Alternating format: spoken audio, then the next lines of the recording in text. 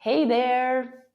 Today I'm here to talk about Trikonasana, the pose which is done wrong all over the place. I went into YouTube and I looked videos after videos after videos, and I couldn't find the most important part in this pose, which is how to keep your hip safe.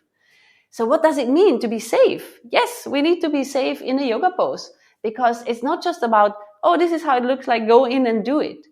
And I've seen a lot of yoga teachers over the years getting hip replacements. I don't want to be one of those people to get a hip replacement.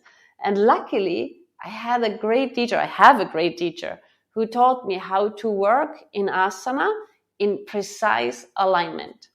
So if you are not putting your hip in joint in Trikonasana, what happens is that over time you wear out the cartilage in the hip joint, and at some point it starts to hurt because the hip doesn't like that. It wants to be like a puzzle. It wants to fit together.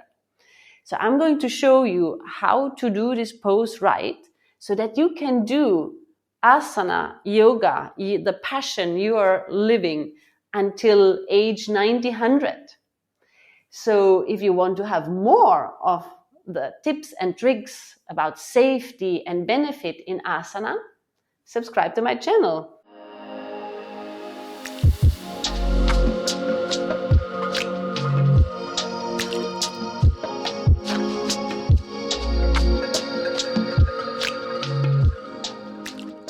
So now I'm going to show you how to do this pose. So now, my model, come into standing in Tadasana, bring your hands in front of the chest, bend your knees, and then inhaling, step your legs apart about 1.2 meters, and place your hands on your hips. So it starts from here, turning the left foot in from the ankle, and then the right leg out from the hip joint. Now we check that the heel is in line with the arch of the back leg. So you can put it a centimeter here. Good. So now bend the knee a little bit.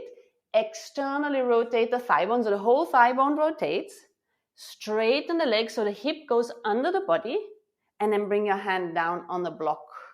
Strongly contracting the quadriceps and then lifting the arm up. So the hip is in joint. So now I'm going to show you how it's done everywhere wrongly. So inhaling, come up. Thank you. So now we're going to come into the same position again. So bring your hands in front of you, bend your knees, inhaling, step your legs apart.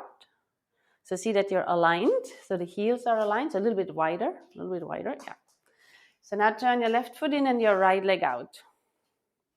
So now if you would look from the front, then the knee, and you don't do that action, the knee is, instead of going here, it's going this way.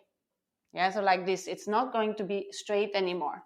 If she is coming down this way, so now you may come down, she can put her hand on the floor, her hand here, but what happens on the other side is that her hip is sticking out.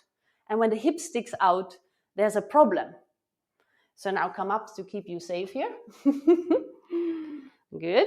So now we're going to go through the action in detail again. First, we check the alignment. This is very important. Align the heel with the back arch. A little bit more still. Good.